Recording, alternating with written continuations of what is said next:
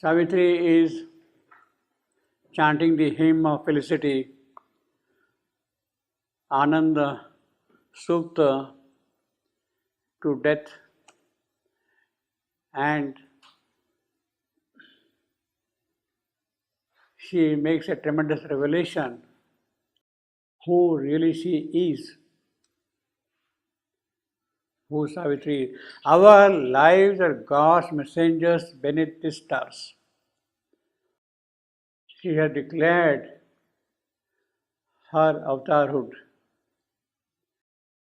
Our lives, that includes both Satyavan and Savitri, that they are the avatars, but they are the avatars of a different kind.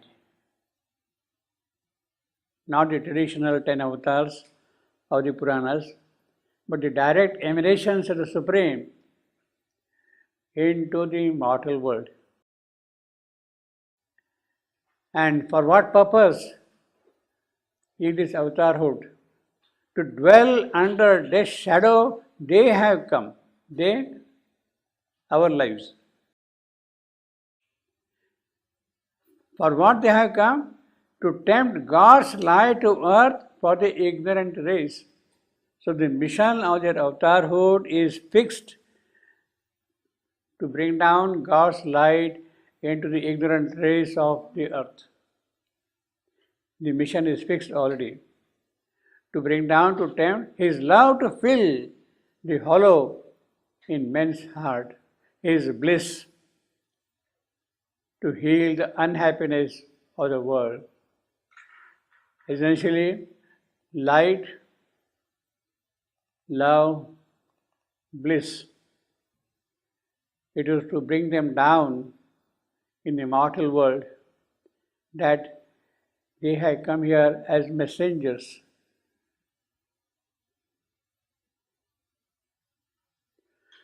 Now, our lives are God's messengers. Messenger is not only that they are bringing a message from God. See, Prophet was a messenger of Islam. But this messenger, rather this messengership of Satyavan and Savitri is of a different kind. That they had to come and work out the message. It is not that deliver the message, but to implement, to work out the message, you see. Our lives are God's messengers beneath the stars. And what is that they have to work? To dwell under the death's shadow they have come, tempting God's light, His love to fill, His bliss to heal. So that is the entire purpose of their avatarhood. Now, when we say avatarhood, each avatar has a specific mission. Here the mission of these two avatars is fixed regarding light and love and bliss. In the case of other avatars, they had a certain specific evolutionary role to play to carry the evolution forward from one step to the other, receive. And then she asserts who she is and who he is.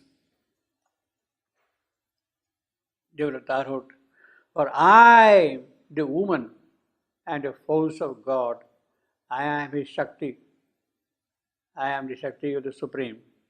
And I come here as a woman here, the executive power in the mortal world.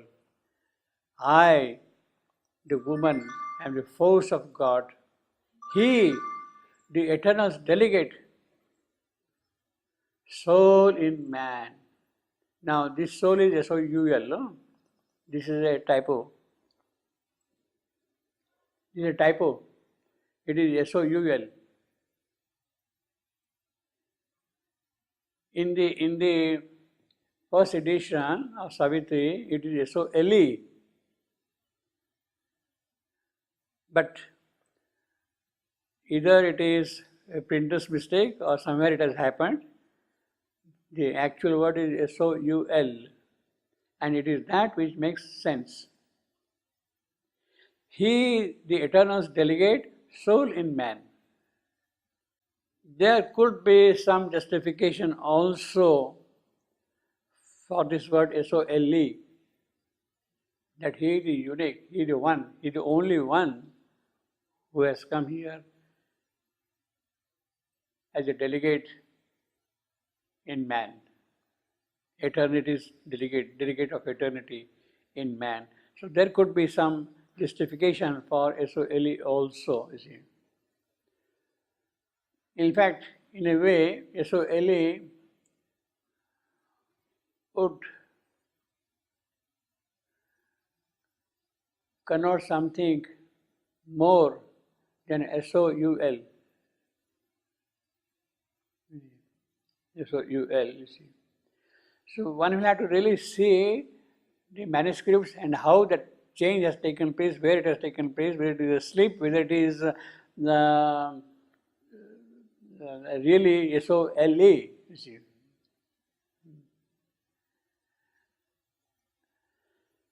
See, if you say, he, the eternal delegate, soul, S-O-U-L in man, soul in man, I mean, it sounds a little peculiar.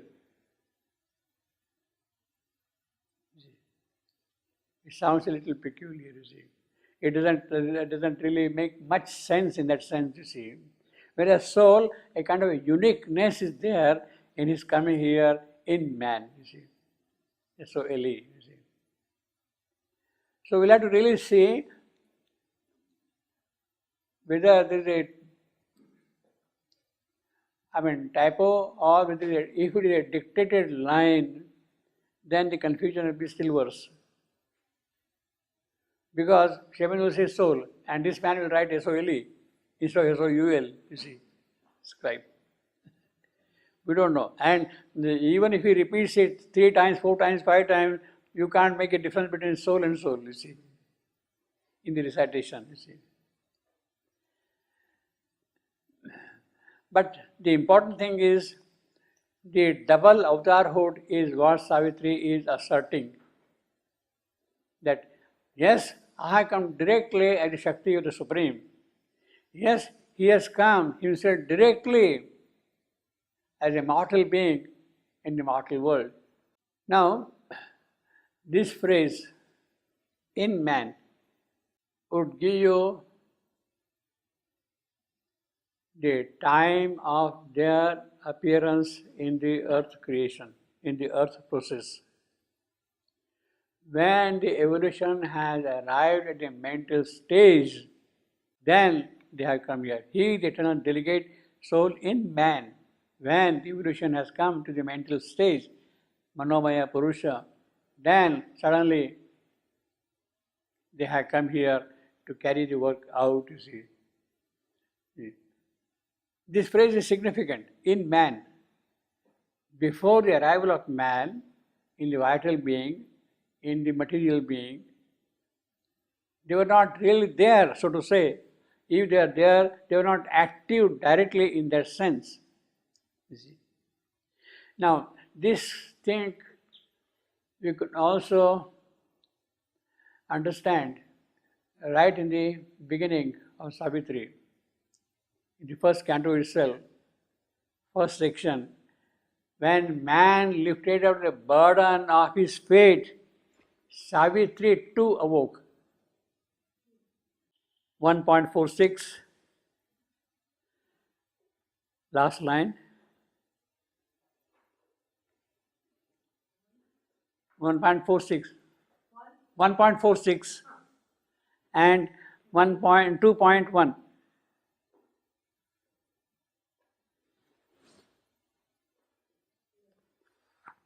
Last line of the first section and the first line of the second section. Man lifted up the burden of his fate.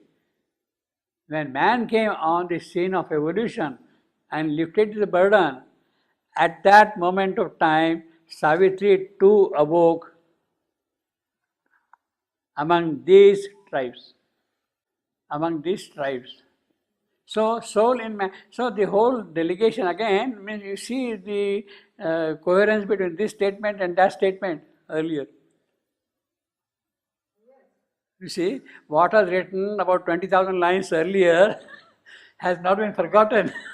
But if you say this is the mission of the avatar, Yeah. the mission of the avatar is now. No, Not- mission of the not in the beginning. 20,000. Yeah, but then she too awoke and she's carrying on. I, the woman, the force of God is working since that moment of time onward till now, even further. Here we are speaking especially about the mission of Sri Aurobindo. Well, that is, no, that is, Because you said every avatar has a mission. yes, And this mission to fix the light in Yeah. the man, it's a Sri Aurobindo mission.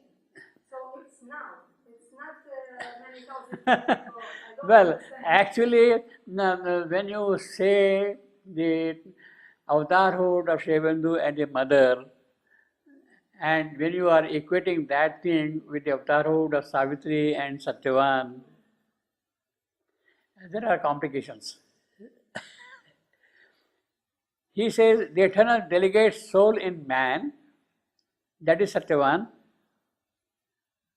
But what we have in Savitri, the avatarhood of Sri Aurobindo is more identified with Ashwapati than with Satyavan.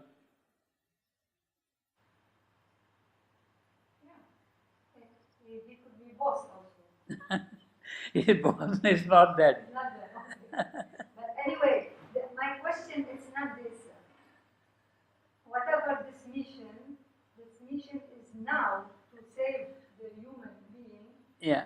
Now, not when he came first in the evolution. No, now is a thing in the sense of the culmination of their work, in the culmination, in the fulfillment of what they have been doing since the beginning of this whole process.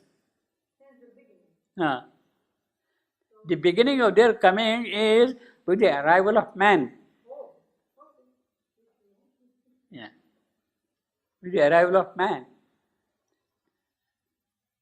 Or I, the woman, you see, he has put W capital also. The divine Shakti, I am the woman, the force, executive power of God.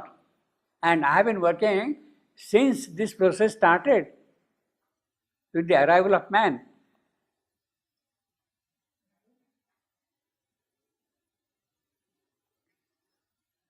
Actually, this particular sentence is a very difficult sentence from the occult point of view. Unless we have some touch with the occult, we can't really understand or fully appreciate its significance. You see. We may argue, we may try to kind of form a mental picture of it, but Mother herself has said, since the beginning of the earth, whenever and wherever there was a possibility of manifestation of the ray of the light, I was there. I was there since the beginning. When she was there, it means he was also there. He is the eternal delegate soul in man. And therefore she says, because I am the power of God, my will is greater than thy law. I am one who belongs to the transcendental creation, to the, my character, my whole station of operation and working comes from the transcendent. Whereas your law is a cosmic law. My working, my power, my will is greater. It is the transcendental will. And because of that will, I come here. And therefore it is greater than the cosmic law. Death is a cosmic law. It is not a transcendental law. And as I said last time, law is a kind of a habit. Law, the name for death in Sanskrit is yama. Yama, which means law. Which means law. Yama means law.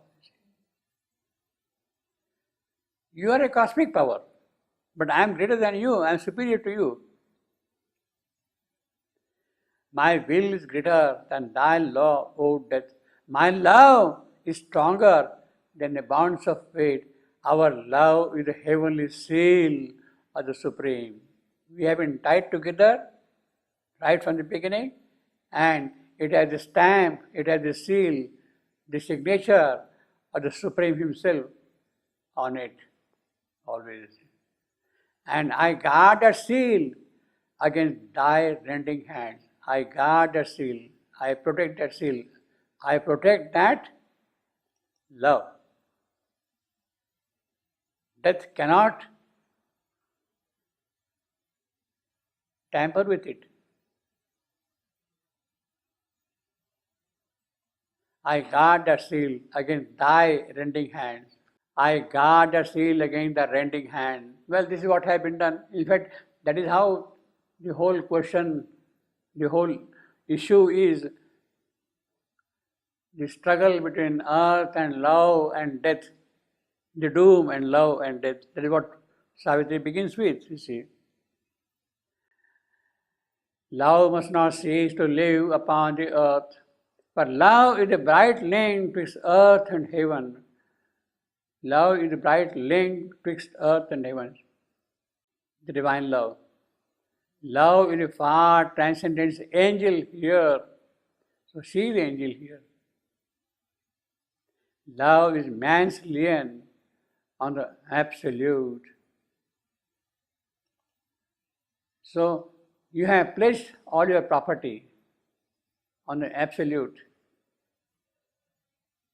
It is in the custody of the absolute. And absolute is bound to pay that back. Love is man's lien on the absolute. Lien, the origin of this word, lien, Latin is ligare, L-I-G-A-R-E, which means to bind, to hold. And ligamen means the bond between the two. And of course, the old French is loin, L-O-I-E-N. Old French. L-O-I-E-N. L-O-I-E-N. Loin. How do you pronounce it? Old French, the word lien, the old French form is loin. L-O-I-E-N. Old. Old, L-O-I-E-N. Old form is L-O-I-E-N. Now, of course, currently it is L-I-E-N. It's the same now. Yeah, now it's current, yeah. This is current. I'm talking the old. Means the connection between lien, bond, ligar is kind of bound with that. We are bound by that. Man's bound with the absolute, you see. You have to pay back, you see, for that.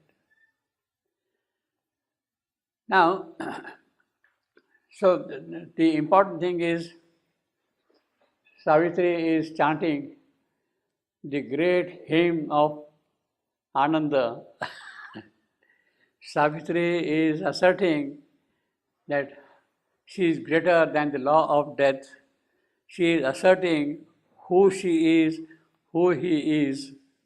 She says, our lives are the messengers of God. They are messengers of God. Messengers not just to deliver a message and go away, but to do God's work in this creation. That is the sense of messenger here, you see, which is important, you see. Messenger, otherwise normally you come and like a postman deliver a message and go away, you see. You are not having any active participation in the whole process, you see. In a certain sense, in a very limited, in a certain sense, you can say that Narad was a messenger.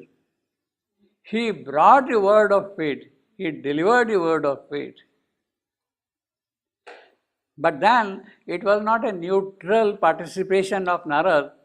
He comes and gives the message, okay, this is the letter, take it, I go back. It's not that. He has initiated in the whole process something. He has played an occult role in the entire process also, you see. Same way, they are here messengers to do something in the occult of the working of things here around, you see. Our lives are God's messengers, you see. So she is asserting that we are this, we are that. She is asserting that His love, His bliss, His God's light is what we are here to work out. And I am the woman, he the eternal delegate, etc., etc. She is chanting the hymn of Ananda, Ananda, Ananda, Ananda, Ananda, Ananda, Ananda everywhere. But that does not make any impact on death. Okay, you keep on shouting. He is untouched. He is unmoved.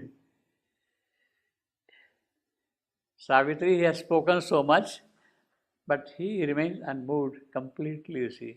Love is man's lien on that. Okay, maybe, so what? I am not going to budge from my law.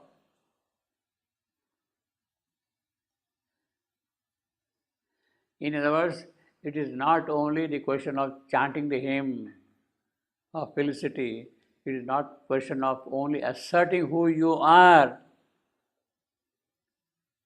It is something more than that, which alone death will respect.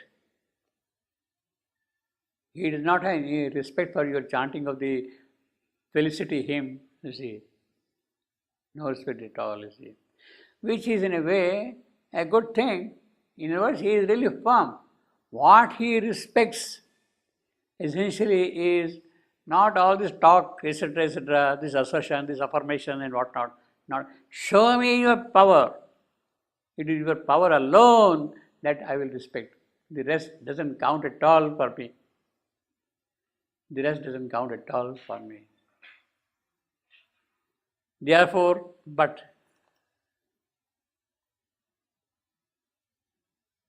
to the woman, death the god replied with the ironic laughter of his voice, okay, you are chanting such sweet things. So he is making a mockery of all that with ironic laughter of his voice, discouraging the labor of the stars. Discouraging the labor of the stars. She says that beneath the stars we have come. No. Messengers beneath the stars. The stars are laboring to bring out light and all that. So he is responding to that, discouraging the labor of the stars. Even so, men cheat the truth with splendid thoughts. He is again saying the same thing. Look, you are a mental being. She says, you have come to man. God's delegate in man, in the mental being. So all that you are talking is something connected with men and thoughts.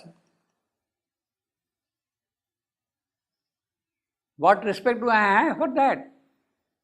For the thoughts of men? None at all.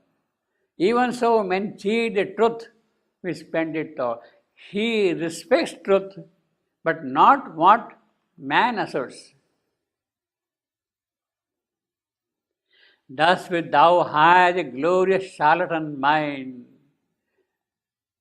So this is the kind of a thing. You have really employed mind for your arguments. You are giving a big lecture to me on the life divine. You see. So what's the use of that? I don't care about that. It is all mental. What I want to see is the power. What I want to see is the power. Thus wilt thou hire. Well, actually it is the same thing. That Ananda hymn is there, Ananda Valli is being chanted, ho, ho, ho, all that thing, gloriously. It does not make any impact on death at all. Death remains untouched. The whole life divine is there with all its power and force. Shivandu has written the whole life divine, about 1000 pages, is there. It does not make any impression at all on death. And therefore the occult process has to work. Then what for the life divine is there? As far as death is concerned, he doesn't care about life divine. He remains untouched by it. What for Savitri is there? Or life divine is there? They are there to prepare men. Not to deal with cosmic powers in that sense directly.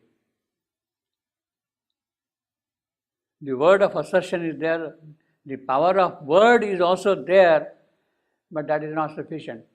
Shivandu and your mother had to do yoga to make life divine and Savitri work in this creation. By simply writing Savitri or by simply writing life divine, the problem is not solved. It's a much deeper issue than that. At the occult level, you have to deal with persons and personalities. In the cosmic working, they have a function to prepare, to establish the ground, adhar or support, so that things can get built up, you see. Thus wilt thou hide the glorious charlatan mind to wave from his ideals gossamer air, thin fabric, fine fabric, to wave from his ideals, his of man, to wave from his ideals gossamer air, mind. Normally, it is mind who makes voluble claims. I will do this, I will do that, I will do that. Self-assertion is that. So, charlatan mind, here mind is taken as his. Normally, mind is used as it in Savitri. Thus wilt thou hide the glorious charlatan mind to wave from his ideals gossamer air, a fine raiment for thy body's new desire, and thy heart's clutching, greedy passion clothed. So he is bringing down again the whole issue to the mental vital level. You have employed mind because you have got a vital desire for your lover, for your husband. And therefore you are making such a big speech. The speech has no content at all, you see. He is dismissing the whole thing as simply a greedy passion of Savitri. She is hiding behind her speech her passion. Thy heart's clutch. What does he say? He is for mind. Does he say French? Mind. Huh? Mental. No, mental. So he says it's an ideal, a thin fabric made of ideal, you see. And thy heart's clutching greedy passion clothed, daub not the web of life with magic hues. Don't paint colors on that thing and give with magic hues. Make rather the thought a plain and faithful gloss. So what you are really doing is you are simply daubing paint on that thing, you see. Daub not the web of life with magic hues. Make rather the thought a plain and faithful glass. And see what? Reflecting matter and mortality.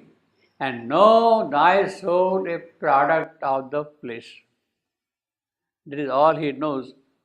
Soul is nothing but a product of the flesh. Passion, you see. And made up self in constructed world. So it is a product of the world. It is a manufacture of this creation, of this world. Soul has no independent existence at all apart from that. and know thy soul a product of this pleasure. Thy words are large murmurs in a mystic dream.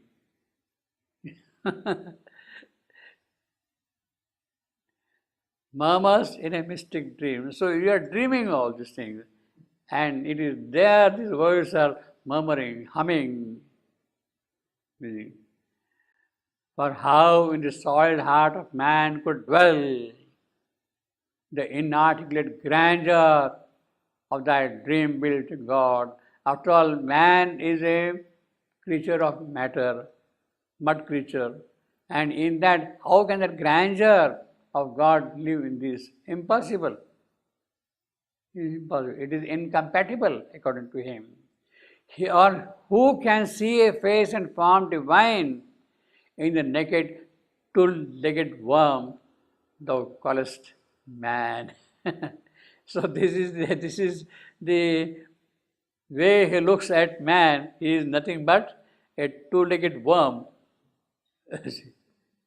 Two-legged worm. And you want in this two-legged worm all that glory, all that divine, all that etc. to come and exist. You are a crazy girl, see. You don't understand things at all, you see. Oh, human face, put off mind-painted masks. So he is insisting, you are a mental creature after all. The animal be the worm that nature meant, accept thy futile birth, thy narrow life. So you are no greater than a worm. Accept that. You think superior to worm and animal and all that, but you are not any greater than them at all. For truth is bare like stone and hard like death. Truth is hard like death. Truth is bare like stone.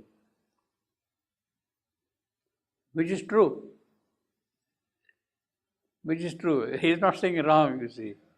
Bare in the bareness, hard with the truth's hardness, live. But what the truth is, that he is not telling. His truth is like this. So now Savitri gets up again and responds to death. But Savitri replied to the dire god. See, you can see here clearly in this whole business that death is standing firmly against any possibility of a divine manifestation in this creation. He is the great denier. He is the great denier of a divine possibility in this creation. He is the mind of light standing across the path of the divine event. The forwarding mind of night across the path of the divine event. He is asserting here fully here. The full impact is here, this one is here.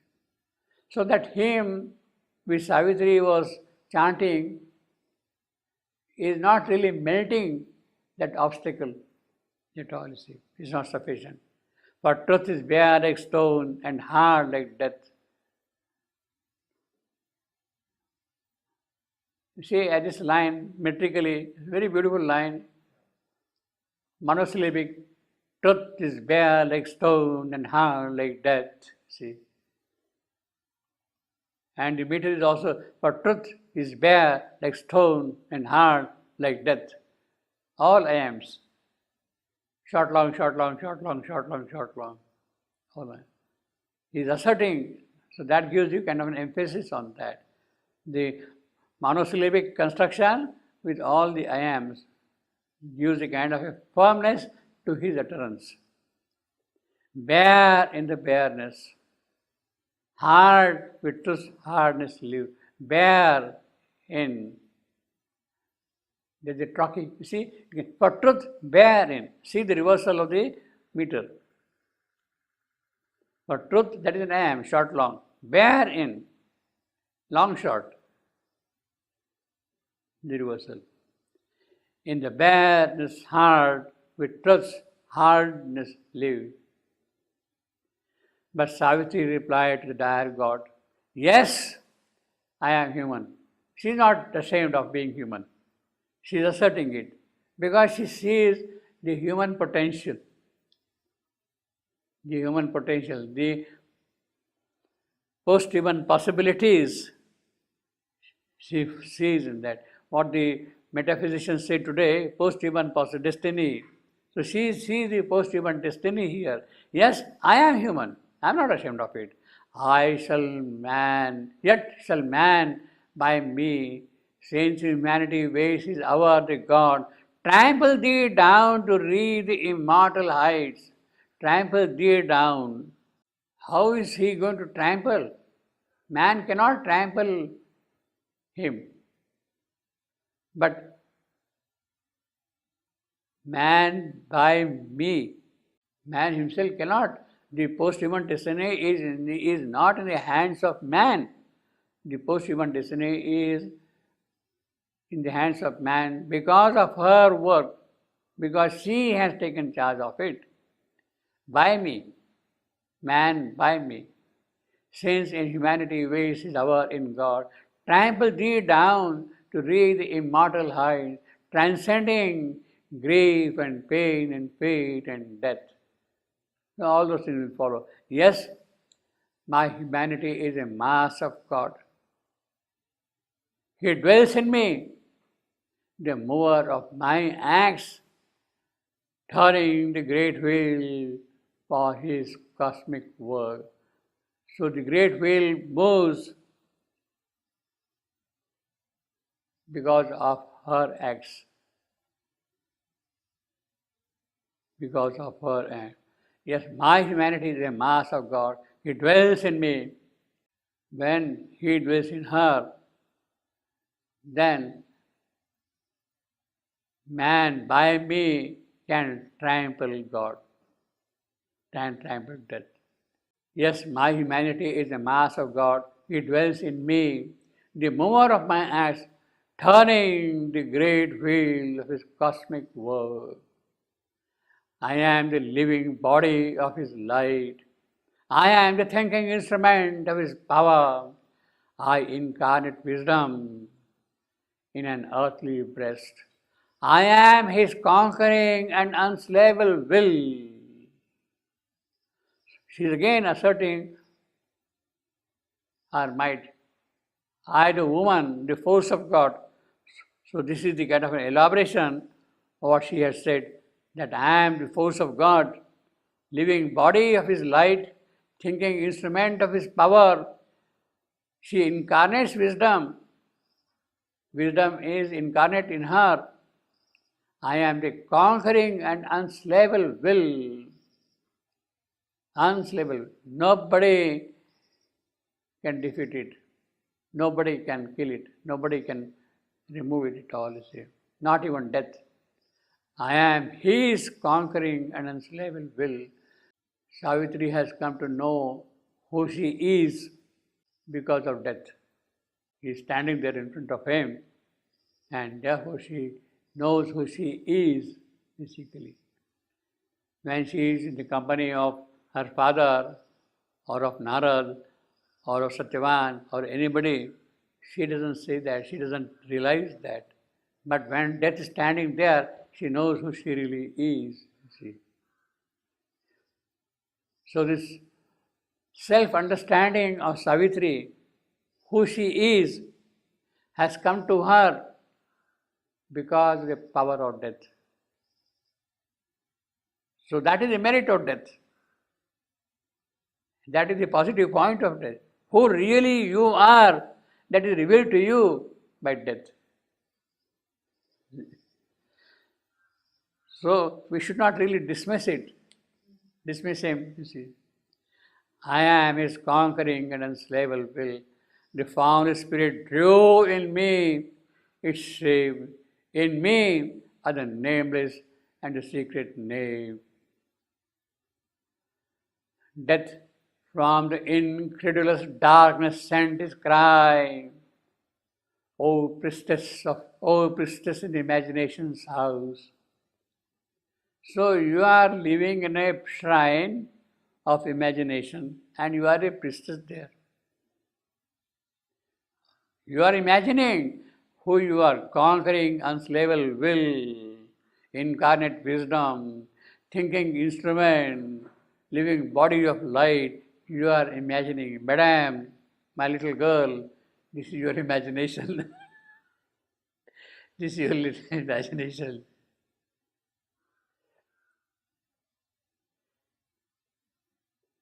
Priestess in imagination sound, pursue it first nature's fixed, immutable laws, and make the impossible thy daily work.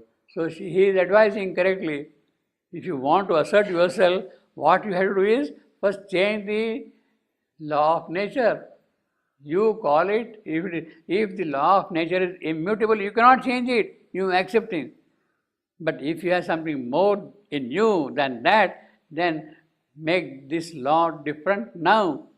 Let that immutability of nature's law be removed. How canst thou force to wed to eternal foes? Which is true. Irreconcilable in their embrace, they cancel the glory of their pure extremes.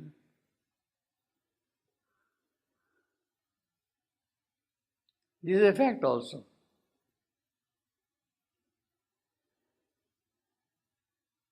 An unhappy wedlock maims the stunted foal. How shall thy will make one the true and false? It's perfectly true. Where there is truth, there cannot be falsehood, and vice versa. And you want to make them one. A crazy proposition. They are antagonists of each other. How can they be? Irreconcilable and in their embrace. There, well, it stands now for these two eternal foes, truth and falsehood, two eternal foes in their embrace of matter and spirit, if you like to call it.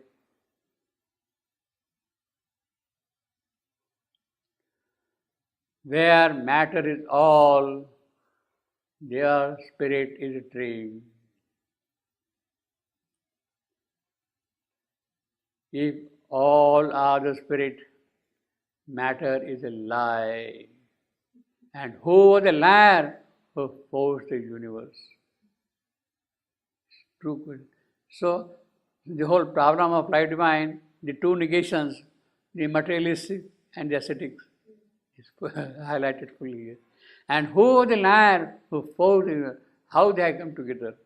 The real with the unreal cannot mate. This is, of course, we can also recognize. You see. He who turned to God must. Now, this we can understand. This is perfectly justified.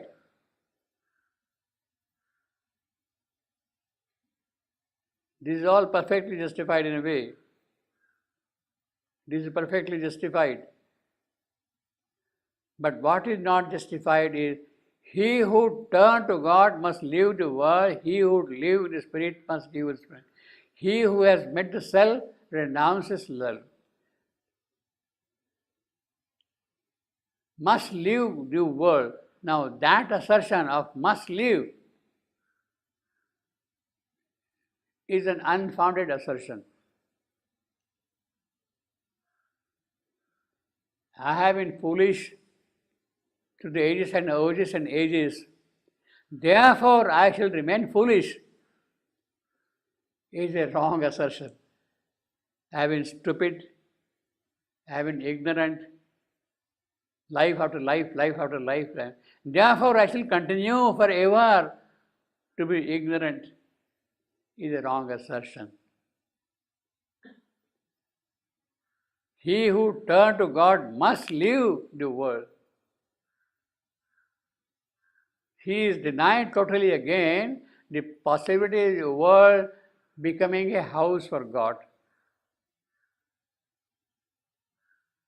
That must live means that it is they are irreconcilable.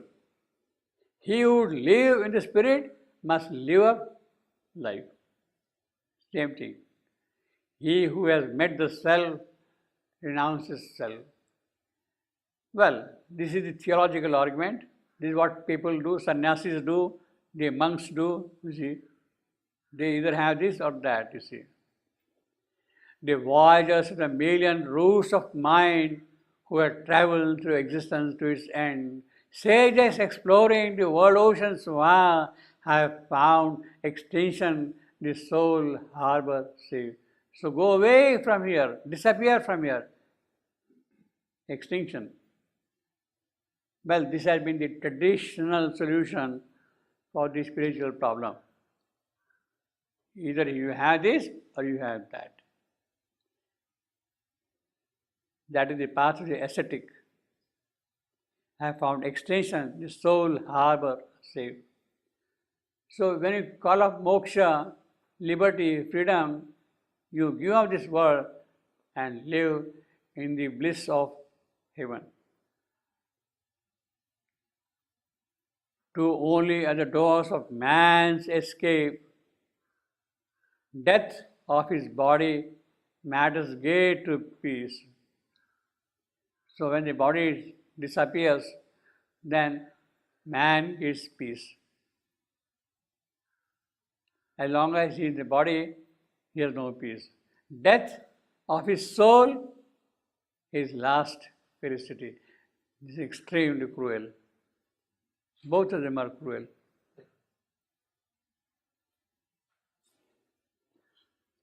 Death of his body matters gate to peace. Death of his soul, last felicity. In me, all take refuge, for I, death, am God. Because whether it is matters or it is soul, it is only death who gives peace or felicity. Therefore, in me, all take refuge. Whether you are a materialist, whether you are an ascetic, all take refuge in me alone. For I, death, am God, and there is no other God. But Savitri replied to mighty death, my heart is wider than the reason's thoughts. My heart is stronger than thy bonds, O death. She is asserting that you have been arguing on the basis of reason. You are making a kind of a metaphysical argument of things, but there are other types of wisdom. The wisdom comes directly from the heart, not from the brain, but from the heart. And therefore my heart is wider than the reason's thoughts. My heart is stronger than thy bonds, O death. Now, of course, heart is stronger than the bonds of death.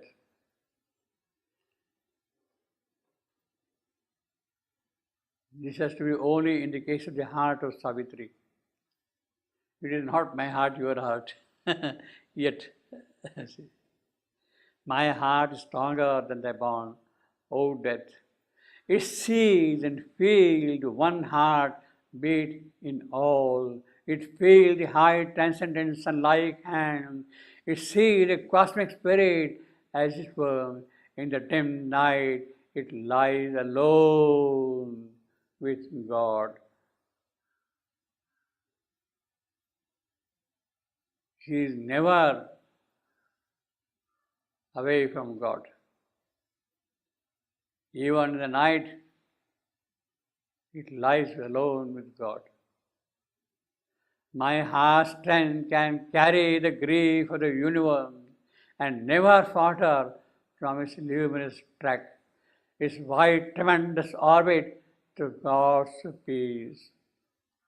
It can drink up the sea of all delight and never lose the wide spiritual touch. the calm that brews in the deep infinite. It can drink of the sea of all delight. That is what Savitri's heart is. That is what Savitri's heart is. It can drink of the sea of all delight, all ananda. It can swallow, it can gulp, drink.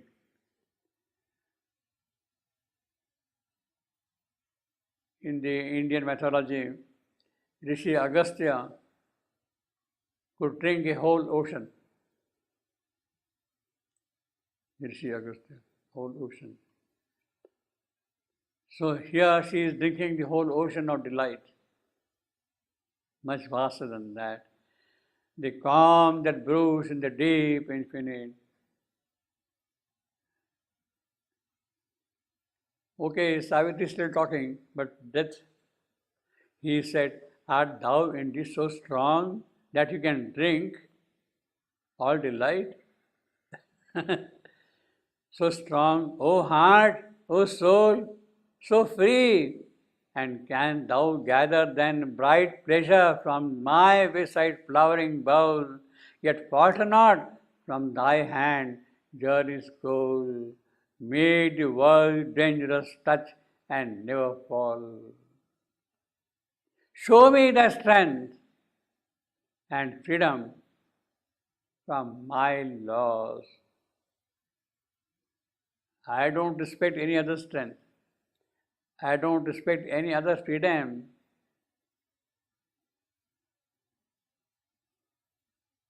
Which cannot obey my law. You have to show me that.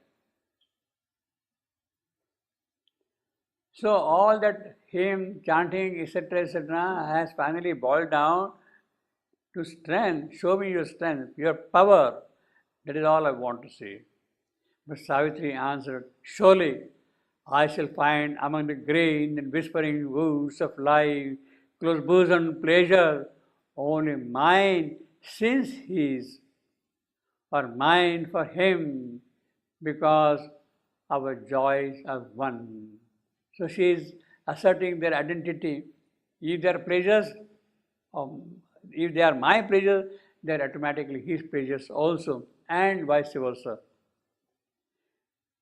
Only mine since his, or mine for him, because our joys are one. And if I linger, time is ours and God's. And if I fall, is not his hand near mine? All is a single plan. Each wayside act, deepen the soul's response, brings nearer the goal.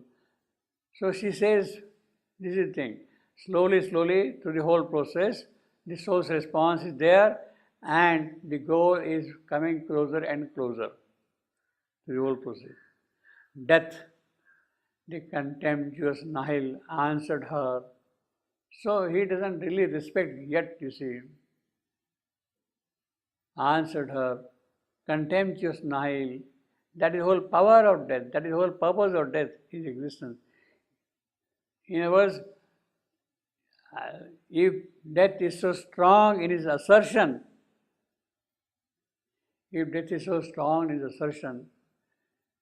then we can see that how greater will be her strength to remove that assertion. So it is a kind of a counterpoint. If this is so high, and if that is being conquered, it will be still stronger. And yet from self and his gross mass live free. Then will I give. So prove the absolute force to these wise gods by choosing earthly joy for self-demand, and yet from self and his gross mass live free. Then will I give thee all thy soul desires. All the brief joys earth keeps a mortal heart. Only the one dearest wish that outweighs all, hard loss forbid, and thy ironic fate. Your ironic fate is there, which will not allow Satyavan to come back. Dearest wish, your dearest wish outweighs all. One way, I cannot. My will, once wrought, remains unchanged through time. That is the eternal denial. Once I had decided something to be done, it cannot be changed at all, you see. What is that I had decided? I had taken away the life of Satyavan. Finished. You can't claim it back. My will once wrought. It is with that will I had taken away his spirit. It cannot be changed now. My will once wrought remains unchanged through time, to endless process. It will be there always, you see. I had decided to take away his soul, finished. You can't do anything at all. And Satyavan can never again be thine. So that is the sharpest sword he is using to cut the heart of Savitri. My will once wrought remains unchanged through time. My will, my law is there, finished. But Savitri replied to the vague power, so she still considers all that he is asserting so distinctly, so specifically, so emphatically as a vague thing. Why? Because if the eyes of darkness can look straight at truth, look at my heart, and knowing what I am, give what thou wilt or what thou must, O death. You must give me. You may will or you may not will. It must be there. Once my heart has decided, you have to give, you have to give. So the whole thing is reaching at a climax. Death says no, she says yes, constantly building up. If the eyes of darkness can look straight at truth, the eyes of darkness looking straight at truth,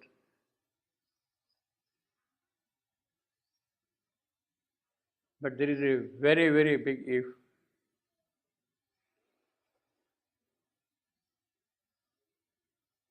Can death look into the eyes of truth? Can death look into the heart of Savitri? Can death know who she is? If he can know that, then he will yield and give what he will or what he must. Nothing they claim but Satyavan alone.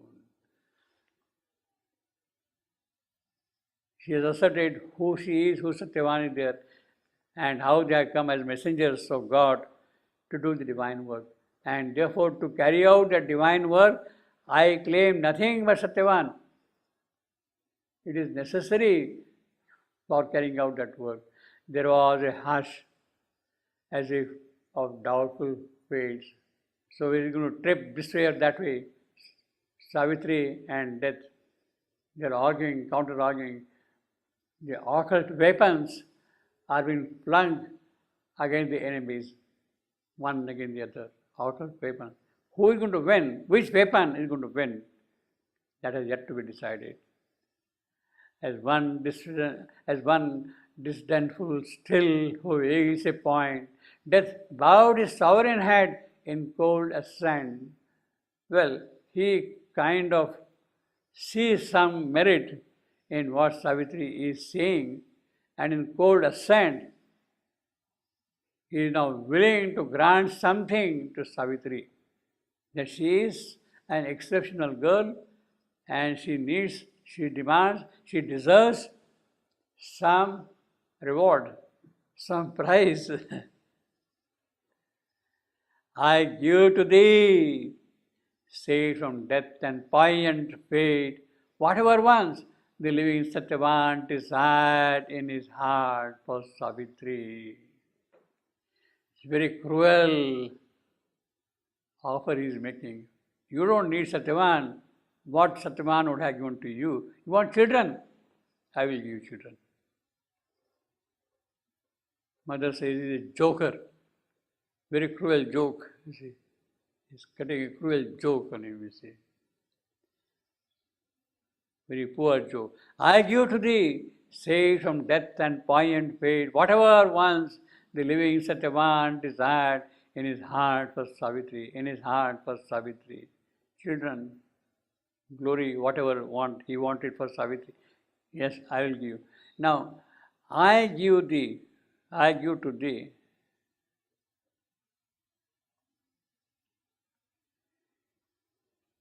Is he himself directly going to give? Or he is going to give through somebody? Satyavan, forget about him. There will be another youth, there will be some other person, or I come and give you children.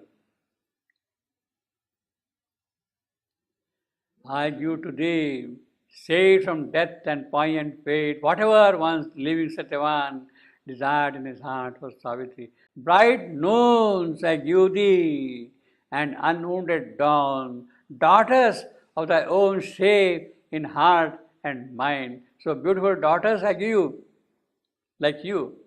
Fair hero son, I give, and sweetness undisturbed of union with thy husband, dear and true. The way you would have your union with your husband, in that same manner, I give you sons and daughters. And thou shalt harvest in thy joyful house felicity of thy surrounded Eve. And then you will be happy in your house with daughters and children around, you will be happy. Thou shalt harvest in thy joyful house felicity of thy surrounded Eves. All of them will come and clasp you. Love shall bind by thee many gathered hearts.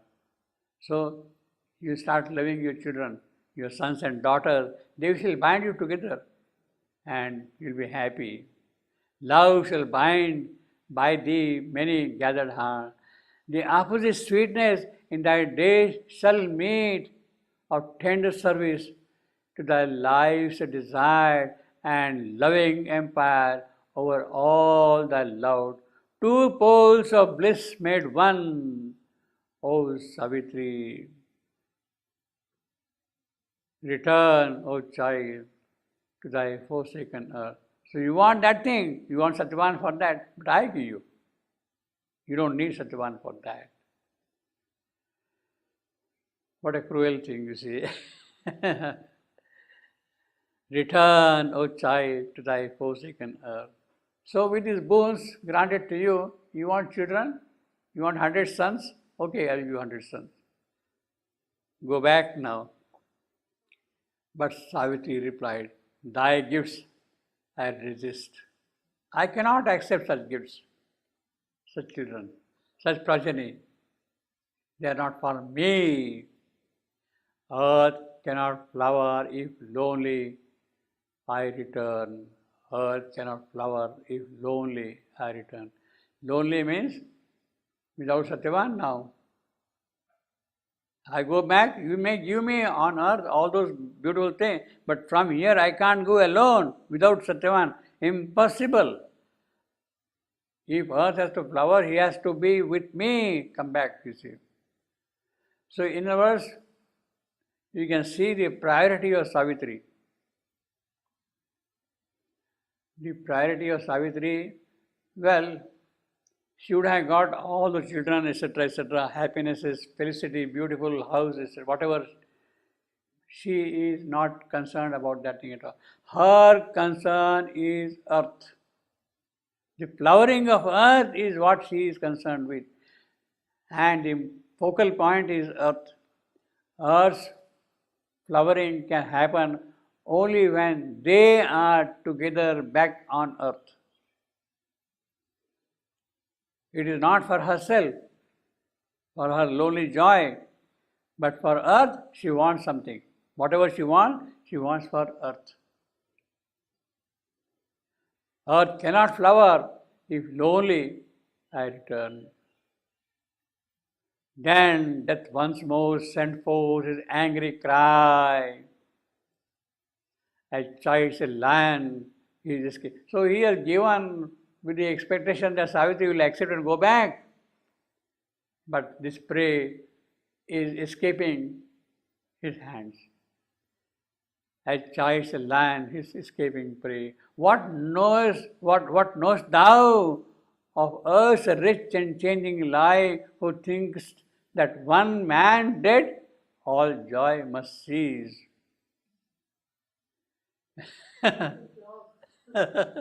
You think that Satyavan is dead and all joy on the earth will cease? So that again is a kind of an assertion of the greatness or the uniqueness of Satyavan.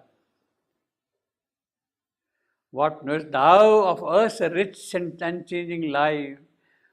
In other words, this fellow himself does not know what richness and changing life Satyavan's return will bring.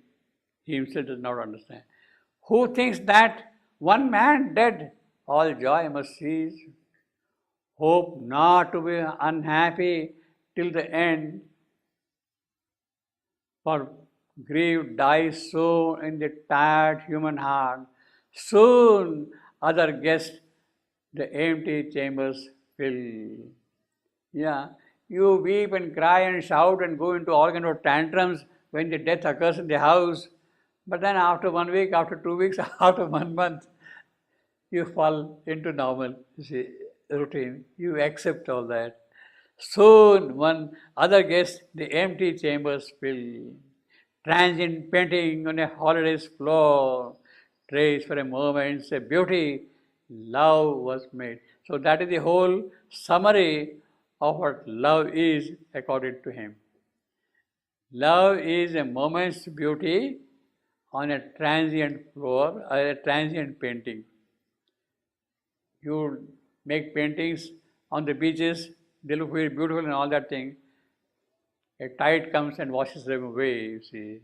A transient painting on a holiday's floor.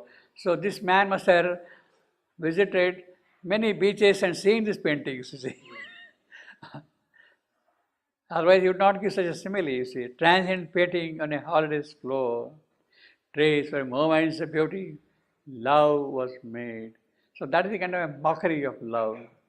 Or, if a voyager on the eternal trail, its objects fluent change in its embrace, like waves to a swimmer upon infinite seas. But Savitri replied to the vague god, again she says vague god, give me back Satyavan, my only Lord. My thoughts are vacant to my soul that feel the deep eternal truth and transient thing. Death answered her, return and try thy soul. Because she said, my soul that feels.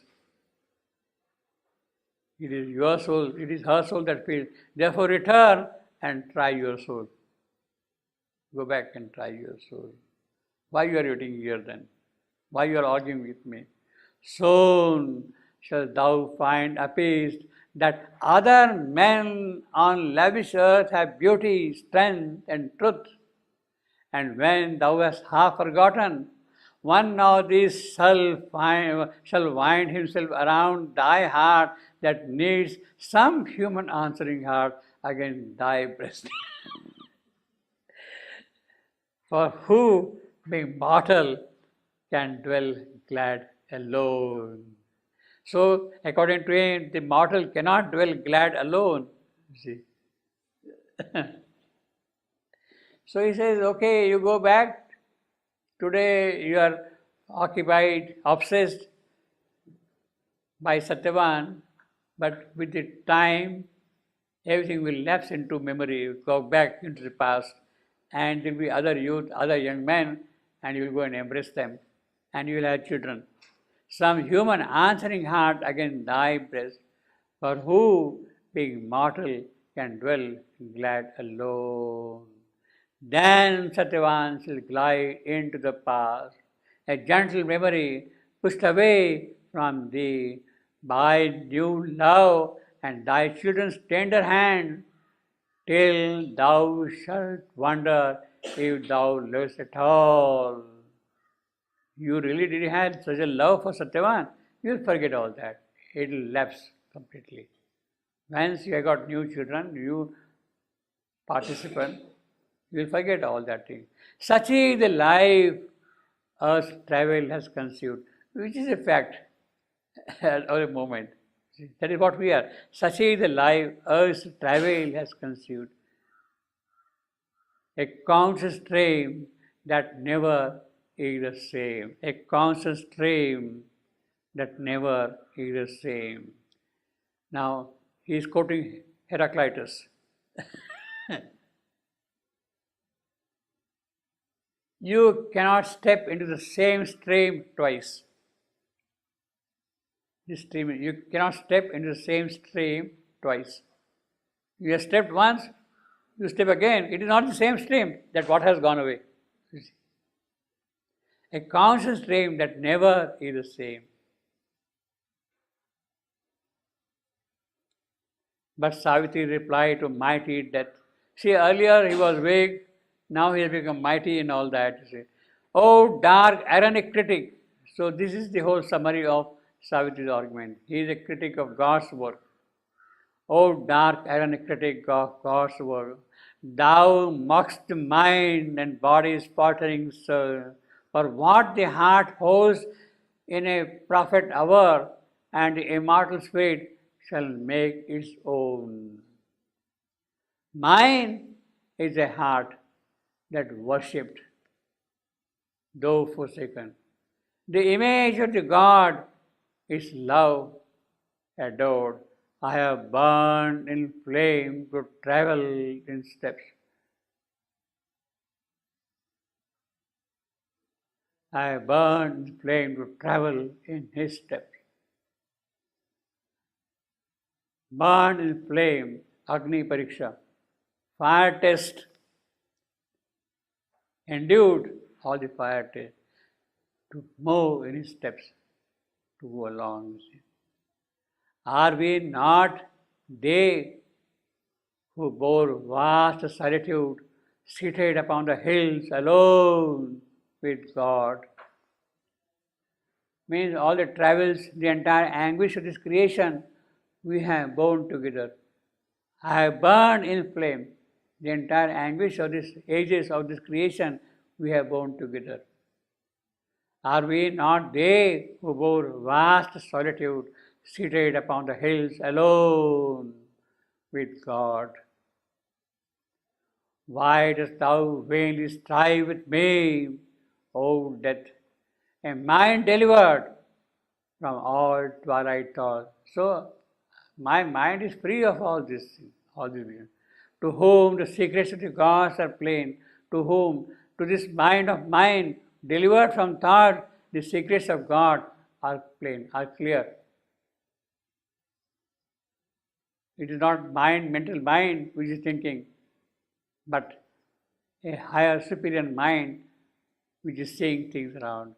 But now at last I know beyond all doubt the great stars burn with my unceasing fire, and life and death are both His will made.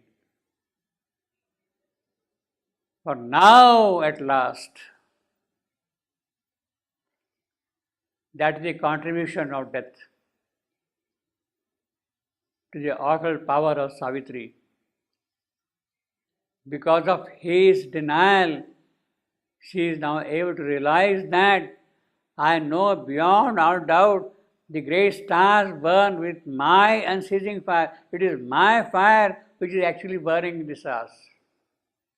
And life and death are both His will made. So the faggots which keep this fire burning are life and death. We'll just quickly read that and then take it again next time. For now at last I know beyond all doubt The great stars burn with my unceasing fire, and life and death are both its fuel met. Life only was my blind attempt to love. Earth saw my struggle, heaven my victory. All shall be ceased, transcended. There shall kiss casting their veils before the marriage fire, the eternal bridegroom and eternal bride. The heavens accept our broken flights at last. On our life's prow that break the waves of time, no signal light of hope has gleamed in vain. She spoke. The boundless members of the gods, as if by secret ecstasy, assailed, shuddered in silence and obscure stir. Ocean dim face delivered the moon. So these are really powerful utterances of Savitri. Well, I will include this one. The great stars, the 7 lines, they are the deepest, the most occult. The great stars burn with my unceasing fire, and life and death are both its fuel made. Life only was my blind attempt to love, so I was living with life, but that was a blind attempt. Without knowing death, what death is. Earth saw my struggle, heaven my victory, obviously, because I did not know death until now. All shall be seized, transcended. There shall kiss casting their veils before the marriage fire, the eternal bridegroom and the eternal bride. Most occult, this line. Mother has said something about this in the agenda. We shall read next time what she has said about these particular lines in the agenda. And then continue further to say. She has picked up these lines, Mother, and commented in the agenda. No single light of hope has gleamed in vain, because of my fire is burning everywhere. She spoke, and the impact of her speech was that the boundless members of the God, as if by secret ecstasy, assailed, shuddered in silence, as obscure is stirred, ocean dim face delivered to the moon, the way the ocean is stirred by the moon. The tides rise in that manner, the gods also got affected. The boundless members of the God, as if by secret ecstasy, assailed.